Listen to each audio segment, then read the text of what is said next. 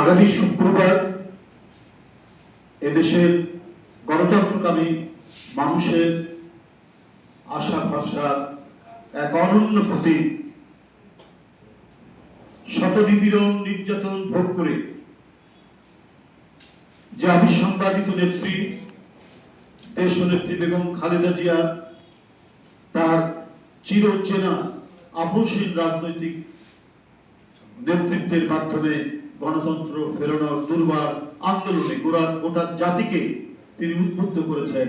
আমাদের সেই প্রিয় নেত্রী দেশনেত্রী বেগম খালেদা জিয়া আগামী পরশুদিন শুক্রবার ৮০তম জন্মবার্ষিকী ৮১তম জন্মদিন ৮০তম জন্মবার্ষিকী ৮১তম জন্মদিন এই দিনটি উপলক্ষে বাংলাদেশ জাতীয়তাবাদী দল ঢাকা শহর ঢাকা কেন্দ্রীয় কার্যালয় সহ সারা দেশে বিএনপির কার্যালয়গুলোতে অথবা মসজিদে দোয়ার মাহফিল অনুষ্ঠিত করবে। আপনার এই যে মত সংস্কৃতির কথা যেটা বলা হচ্ছে, 2 দিন আগে রংপুরের তারাগঞ্জ উপজেলায় হিন্দু সম্প্রদায়ের দুজন মানুষ, একজন প্রদীপ লাল আর তারাপদ লাল এই ধরনের একজন নাম, তাদেরকে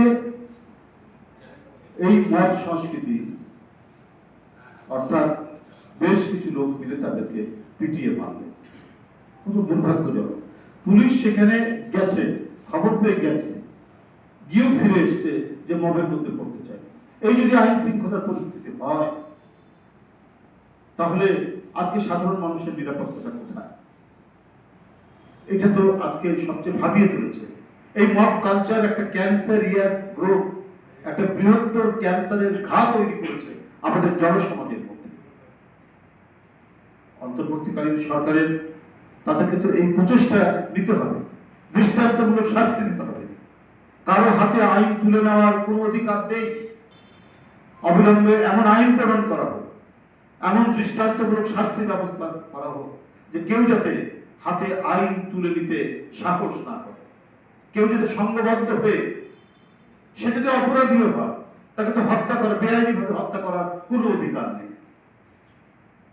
কেন একটা উস্কানিমূলক কথার উপর সাই দিয়ে অনেক লোক এসে একজন মানুষকে হত্যা করে চলে যাবে?